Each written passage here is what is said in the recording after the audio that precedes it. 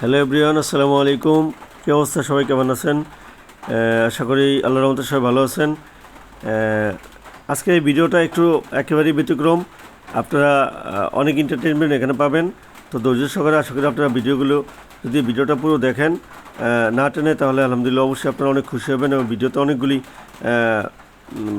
বিষয় যোগ করা হয়েছে।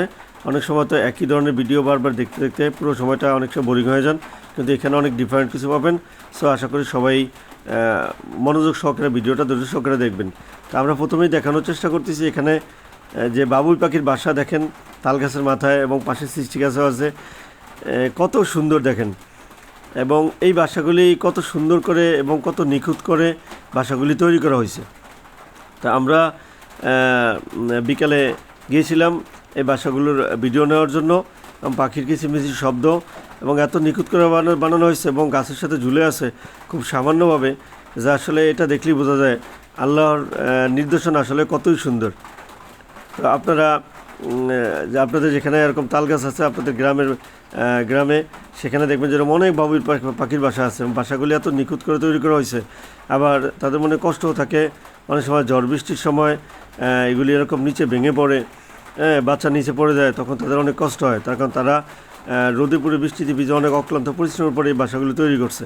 এবং একটা বাসা তৈরি করতে কত পরিশ্রম হয়েছে সেই বাসাগুলি স্বচ্ছকে দেখলে বুঝতে পারবেন। আপনারা দেখতে পাচ্ছেন যে ওই যে দেখা যায় ঝুলতেছে, এবং সেই পাখিও আছে। পাখিগুলো এরকম আপনার এই বাসার সাথে সাথে আস্তে আস্তে ঝুলতে থাকে। যখন প্রচুর বৃষ্টি হয়, অতিবৃষ্টি অনাবৃষ্টি হয়, তাদের অনেক কষ্ট হয়। আর আসুন আমরা পাখিগুলোকে নিরাপদ স্থান দিই, পাখিগুলোর আবাসন তৈরি করে দিই, পাখিগুলোকে আমরা ধ্বংস না করি। পাখি আমাদের বন্ধু, প্রকৃতিরও বন্ধু। আমাদের নানানভাবে পাখি আমাদের উপকার করে। এর আগের ভিডিওতে আমরা বলেছিলাম, ঠিক আজকেও দেখেনি যে বারবারই দেখানোর চেষ্টা করতেছি। দেখেনি যে অনেক সুন্দর সুন্দর বাসা দেখা যাচ্ছে, এবং প্রচুর বাবুই পাখি এত সুন্দর করে সাজানো, যেটা আসলে কল্পনাও করা যায় না। তো আপনারা এই যে সুন্দর একটা বিকালের দৃশ্য, এটা শুধু গ্রামেই দেখা সম্ভব। আপনারা যখন গ্রামের পরিবেশে আসবেন, যারা বিশেষ করে শহরমুখী থাকেন, বিভিন্ন কর্মব্যস্ততার কারণে চাকরি বাকরি খেতে বা বাসা টাসা ভাড়া নিয়ে থাকেন, তারা যখন গ্রামে আসবেন, বিকালে ঘুরতে বের হবেন, এরকম দেখবেন পাখির কিচিরমিচির শব্দ। আসলে আগে অনেক বেশি পাখি ছিল, বাট এখন একেবারে পাখি বিলুপ্ত প্রায়। আগে ঘুঘু ছিল, শালিক ছিল, টেয়া ছিল, ময়না পাখি ছিল, এগুলি একেবারেই বিলুপ্ত। তা আমরা কখনোই পাখিগুলোকে আর ধ্বংস করবো না। পাখি আমাদের প্রাকৃতিক বন্ধু। পাখি আমাদের বিভিন্নভাবে আমাদের উপকার করে, বিষাক্ত পোকামাকড় খেয়ে। আসলে আমরা পাখিগুলিকে নিরাপদে রাখি। তো আমরা এরপরে যেই বিষয়টা আপনাদের সাথে শেয়ার করতে যাচ্ছি, সেটা হচ্ছে যে আপনারা সামনেই এই যে এখনই দেখতে পাবেন যে অনেকগুলো মাঠের মধ্যে অনেকগুলো মহিষ। আমি কাছে গিয়ে দেখানোর চেষ্টা করতেছি, বাট এই ভিডিওটা করতে গিয়ে আমি কিছুটা ভয় পেয়েছিলাম, কারণ এই মহিষগুলোর সাথে অনেকগুলো কিন্তু বাচ্চা ছিল। তো বারবার আমার দিকে এরকম খুব রাগান্বিত দৃষ্টি তাকাইতেছিল। দূরে একজন ভাই বলতেছিল যে আমাকে সেফ থাকার জন্য, কারণ বাচ্চা নেয় কিনা সেই জন্য যে কোনো সময় আমাকে আক্রমণ করতে পারে। আর আরেকটা তথ্য দিয়ে রাখি, টক দই এবং মহিষের দই একমাত্র ভোলা জেলাতে পাওয়া যায়। আর টক দই আর মহিষের দই খাওয়ার জন্য আপনাকে অবশ্যই ভোলা জেলায় আসতে হবে। এই মহিষের দই কিন্তু বিখ্যাত, যেটা অন্য জেলায় আপনি কখনোই পাবেন না। তা আপনাদের দাওয়াত, আপনারা চলে আসেন টক দই এবং মহিষের দই খাওয়ার জন্য। আর দইয়ের কিছু উপকারিতা বলি আপনাদেরকে। মহিষগুলো দেখাতে দইয়ে কিন্তু প্রচুর ব্যাকটেরিয়া থাকে। এই জন্য ডাক্তাররা বলে যখন ডায়রিয়া হয়, কলেরাজনিত রোগ হয়, তখন মানুষ যেন বেশি করে দই খায়, তাহলে তার শরীরে ব্যাকটেরিয়া জন্ম হবে, সে দ্রুত সুস্থ হয়ে যাবে এবং দুর্বল হবে না। এবং প্রচুর প্রোবায়োটিক থাকে। আমরা বেশি বেশি টক দই খাওয়ার চেষ্টা করব, এবং সবসময়ই প্রতিদিনই অন্তত যেন দই খাওয়ার আমাদের রেসিপিতে থাকে, এটা চেষ্টা করব, ঠিক আছে? আর অন্যান্য জেলাগুলিতে দই পাওয়া যায়, কিন্তু আমাদের ভোলা জেলার যে টক দই, সেটা কিন্তু একেবারেই ডিফারেন্ট। এটা আমাদের শরীরের জন্য অনেক উপকারী।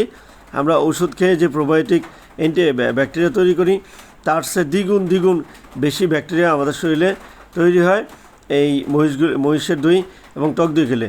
প্রতিনিয়ত আপনি খাঁটি দুধ এবং অরিজিনাল টক দই পেতে হলে ভোলা জেলায় আপনি চলে আসেন। আপনাকে টক দই এবং মহিষের দইয়ের দাওয়াত।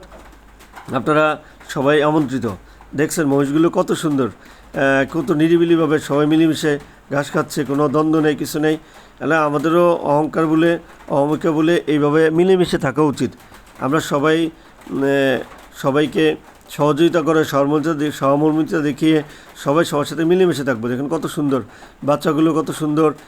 আমি একটু দূর থেকে তোলার চেষ্টা করছি, কারণ হচ্ছে যে কাছে গেলে যদি আমাকে আক্রমণ করে। আর সচরাচর মহিষ আপনি যদি আমাদের এখানে চর অঞ্চল যে আছে সেখানে আরও প্রচুর মহিষ আছে এবং দুধের প্রচুর দুধ হয় এবং দুধগুলি খুব স্বল্প মূল্যে বিক্রি হয়। আর মহিষের দুধেও প্রচুর পরিমাণে ভিটামিন। তো আপনারা আসবেন, আপনাদেরকে মহিষের দুধ খাওয়ানো হবে এবং দইও খাওয়ানো হবে। আমরা এখন চলে আসছি নতুন বাজার, ভোলা জেলার অত্যন্ত বিখ্যাত একটি বাজার নতুন বাজার। তো আমরা নতুন বাজারকে আপনাকে দেখানোর চেষ্টা করতেছি। নতুন বাজার থেকে আমরা আস্তে আস্তে সামনের দিকে চলে যাব এবং সামনে আরও একটি আকর্ষণীয় জিনিস আছে, আপনারা আমার সাথেই থাকুন। ফাঁকে একটা কথা বলি আপনাদেরকে, আপনারা সবাইকে সহযোগিতা করবেন। ইনশাল্লাহ আমি সবসময়ই নতুনদের পাশে আছি, আপনারাও নতুনদের পাশে থাকবেন, নতুনদের সহযোগিতা করবেন।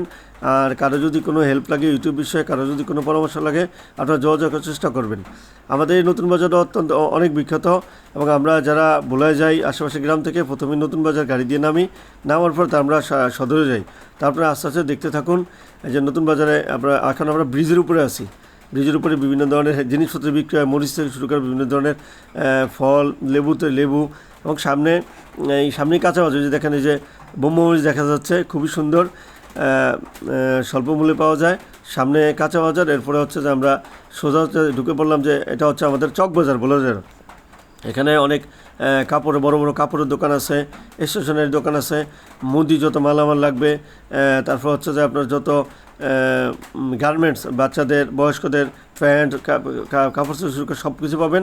এবং দুই পাশে ফলের দোকান আছে প্রচুর পরিমাণে। আর পাশাপাশি অনেকগুলি গল্লি আছে যেখানে আপনি যেটা একটা ঘুষপট্টি নামে একটা জায়গা আছে, সেখানে আপনি মিষ্টি পাবেন, রসমালাই পাবেন, দই পাবেন। তারপর হচ্ছে যে আপনার ঘরের প্রয়োজনীয় যত আসবাবপত্র আছে সব কিছু আপনি এই গলিগুলির মধ্যে পাবেন। সেখানে একটা আছে মনিয়ারপুরটি, তারপর হচ্ছে যে আপনার আরও কয়েকটা গলি আছে যেগুলিতে এগুলো এই মুহূর্তে আমার নাম মনে পড়তেছে না। আপনারা যখন বলে আসবেন যদি কখনও তাহলে এখানে ঢুকে আশেপাশে যেগুলো থাকে আপনি যত প্রয়োজনীয় জিনিস আছে কাপড় চোপড় থেকে শুরু করে সব জিনিস আপনি কিনতে পারবেন। খুবই সুন্দর একটা জায়গা। তা আমরা এখন চলে আসছি আমাদের মূল যে আকর্ষণ, ঢাকা কাচ্চিবাই রেস্টুরেন্টে। ভোলা জেলার একটি বিখ্যাত রেস্টুরেন্ট, খুবই সুন্দর ঢাকা কাচ্চিবাই রেস্টুরেন্ট। ডাবল যে কাচ্চি বিক্রি হয়, ডাবল হচ্ছে 400 টাকা আর সিঙ্গেল হচ্ছে 200 টাকা। এখানে আসার পরে ওনাদের সাথে কথা বললাম যে ওনারা আমি অর্ডার দিয়েছিলাম এবং রেডি করতেছে। তো আপনারা দেখতে থাকুন। শসা, সাথে লেবু, এবং ওনাদের ব্যবহারটা এত ভালো, এত কত সুন্দর যে ওনারা আমাকে প্রচুর হেল্প করছে। এই যে দেখেন মাশাআল্লাহ, কালারটা কত সুন্দর এবং খুবই সুন্দর। আপনি যদি স্বচ্ছকে আসেন খেতে চান তাহলে চলে আসেন, আপনি অনেক মজা পাবেন। বিভিন্ন ধরনের আইটেম দেওয়া হয় খাসির সাথে এবং প্রচুর পরিমাণে দেওয়া হয়। রান্নাটাও সুন্দর এবং খাবারটাও খুবই টেস্টি। আপনারা এই ঢাকা কাচ্চিবাই চলে আসেন। ওনারা স্বল্প মূল্যে বিক্রি করে এবং ওনাদের ব্যবহার অনেক ভালো। সোজা কথা, কাস্টমার সার্ভিসটা খুবই ভালো। আপনারা যখন আসবেন নিজ চোখে দেখবেন তাহলে অনুভব করতে পারেন। এই যে দেখেন কালারটা কত সুন্দর হয়েছে মাশাআল্লাহ। তা আপনারা আমার যারা ইউটিউব অডিয়েন্স আছেন সবাই ভোলা জেলা চলে আসেন। সবাইকে ঢাকা কাচ্চিবাইয়ে স্বাগতম। সবাইকে নিয়ে আমরা ইনশাল্লাহ সেলিব্রেশন করবো, কাচ্চিবাইতে কাচ্চি খাবো এবং শেষে আমরা টক দই খাবো। তাহলে আমাদের আসলে জার্নিটা অনেক সুন্দর হবে।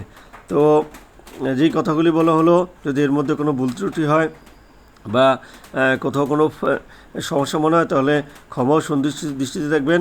সবাই আমার ভিডিওটা সুন্দর করে দেখবেন আর সবাই আমার চ্যানেলটা ইমনপ্রো 77-এ অবশ্যই সাবস্ক্রাইব করে দেবেন। ইনশাল্লাহ আমিও আপনাদের পাশে আছি, আপনারাও আমার পাশে থাকবেন। আমি সবসময় নতুনদের পাশে আছি। আসলে আমরা সবাই সহযোগিতা করি, সবাই সবাইকে সাপোর্ট করি, সবাই সবার পাশে থাকি হিংসা বিদ্বেষ বলে। আবারও বলতেছি, সবাই চ্যানেলটা সাবস্ক্রাইব করে দেবেন। সবাইকে ভালো থাকেন, সুস্থ থাকেন। আসসালামু আলাইকুম।